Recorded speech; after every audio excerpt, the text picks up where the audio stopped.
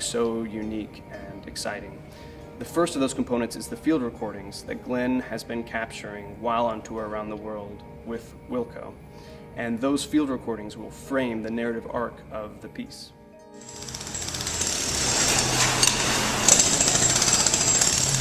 I'm obsessed about making field recordings, recording found sounds or interesting sounds. Okay, so here I am in Berlin on a rainy day, about to record a truck. I'm back and just sifting through some recordings I've made. You know, sometimes I use them as a blueprint for pieces, but it just always keeps my ears very awake and in tune, and it's been hugely valuable for me. Glenn and the engineers at the University of Notre Dame are designing new instruments specifically for this project. And I think collaborating with different fields outside of just music can yield a lot of great ideas and a lot of possibilities that you may otherwise not stumble upon. For me, the most exciting part of the whole process has been the simultaneous design or composition of this musical piece while coming up with the instruments.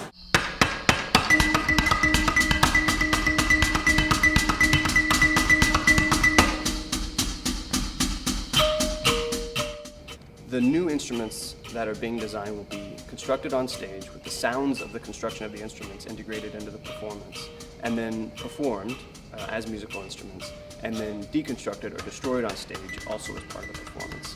So the audience gets to see the complete life cycle of a musical work in a way that has really never existed before. Studying the vibrations of large and small bells helps us understand the sounds of one of the world's oldest musical instruments, and bells are some of the oldest instruments. People moved from the Stone Age to the Iron Age. One of the first things they probably figured out how to do is to make objects that ring.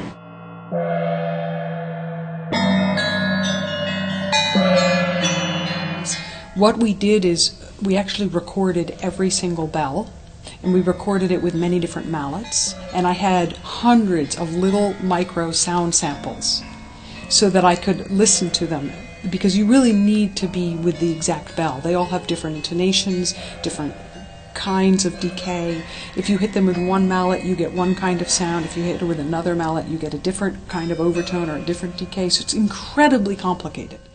One of the amazing things about percussion is that there are percussion instruments that are indigenous to almost every single culture in the world. And that's also true of bells. And I think it's also fascinating because it's basically all just metal. And mankind, for hundreds and hundreds of thousands of years, has turned metal into these objects of beauty and spirituality that are very small or very large.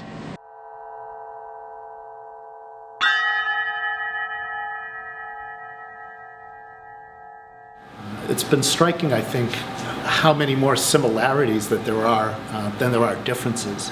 I think when we think about a discipline, whether it's science and engineering, the STEM fields, or the arts, we first tend to think about it in terms of the fact base or the content, not so much the different modes of thinking that you use when you're operating within one of those fields.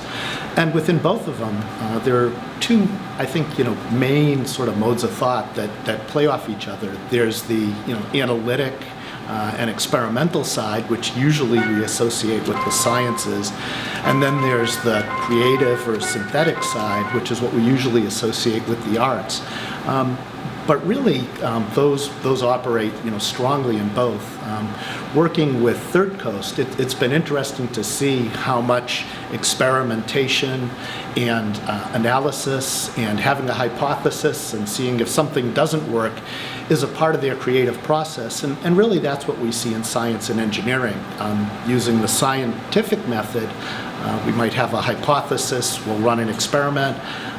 If our idea pans out, then we encapsulate that idea and use it to drive the creative engine, say in engineering, when we're trying to design something.